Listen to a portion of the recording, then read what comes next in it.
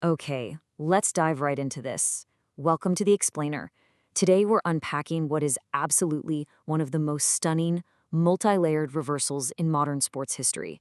We're talking about a moment where the lines between the soccer pitch and the Oval Office have completely blurred. A star U.S. soccer player gets a red card, which means an automatic suspension for a massive World Cup knockout game, right? But then, out of nowhere, a miraculous reversal clears him to play. How it actually happened, though, has literally set the globe on fire.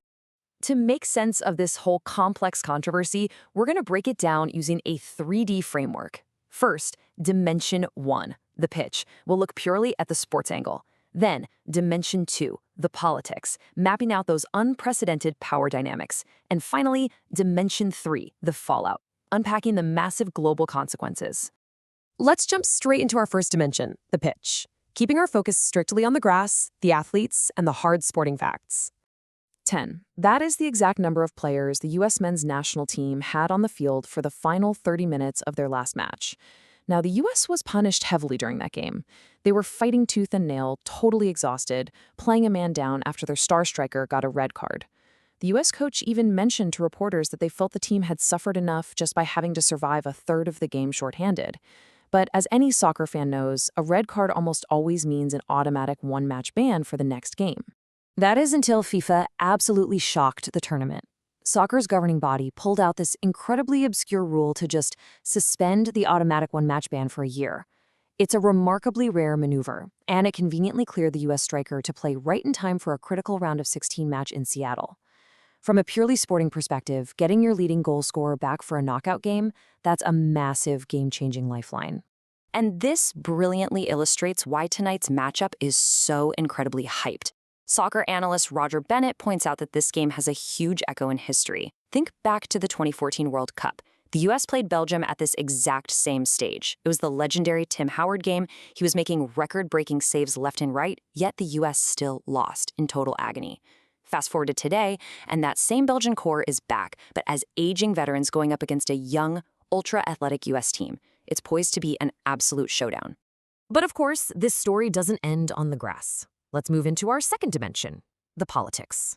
We're going to neutrally lay out the timeline of the White House's unprecedented involvement here. Now, what's really interesting is how fast this all cascaded into this wild 3D timeline of political intervention. Just look at the sequence. First, the red card is issued on match day. Then, by early in the week, phone calls start coming out of the White House. Next, on the very morning the ruling drops, President Trump posts a celebration on Truth Social, and at roughly the exact same time, FIFA officially announces the reversal of the ban. The timing here is exactly why this whole decision is under a massive global microscope right now. So, let's break down what those political nudges actually looked like based on the reporting. Commerce Secretary Howard Nick, who's really known as a let me call them and see what I can do kind of guy, was involved in talks. But the biggest bombshell is that President Trump directly called FIFA President Gianni Infantino. A U.S. official said Trump just wanted to better understand the rules for FIFA appeals. White House officials also noted that, in the end, they felt the right outcome was picked. On the flip side, FIFA firmly maintains that an independent commission made this decision, completely free from any political pressure. Regardless if FIFA stands on independence, the president was super quick to claim a public victory. Over on Truth Social, he posted, "Thank you, FIFA, for doing what is right and reversing a great injustice." And shortly after finding out the player was cleared, he actually posted a captionless photo of himself online.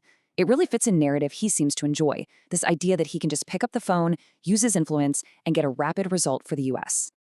To really contextualize this, we have to look at the president's deep ties to the sports world. Because this phone call, it's incredibly on brand.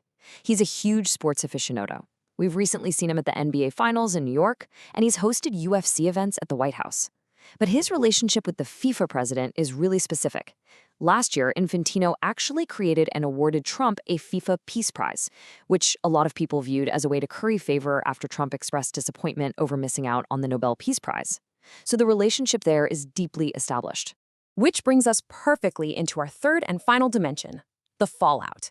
We've seen the pitch, we've seen the politics. Now let's look at the immense global and legal ripple effects from this one decision. The contrast between the two competing nations right now is honestly night and day. U.S. Soccer put out a very measured, satisfied statement, basically just saying they accept the committee's decision and are pleased the player is eligible. Belgium, on the other hand, is absolutely furious.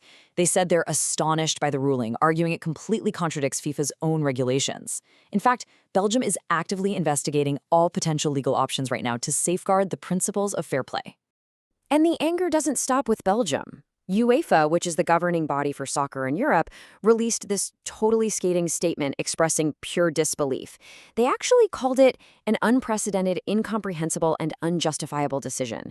What we're watching unfold isn't just a soccer tournament anymore. It's morphed into this high-stakes legislative courtroom drama, and the international soccer community really feels like a dangerous precedent of geopolitical interference has just been set. So the crucial point is what this actually means for the integrity of the tournament itself. And it all boils down to one word: asterisk. This is exactly what fans and analysts are echoing right now. Roger Bennett pointed out that the U.S. was playing valiantly, and they genuinely had a real chance to win this game on their own merit. But because of this political interference, even if the U.S. wins, it hangs this eternal asterisk over the team's journey. It kind of forever taints the narrative of their success.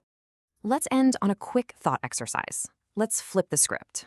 Ask yourself, if the United States were playing France today and French President Emmanuel Macron picked up the phone, called the head of FIFA, and miraculously got France's best, red-carded striker cleared to play against the US, how would we feel?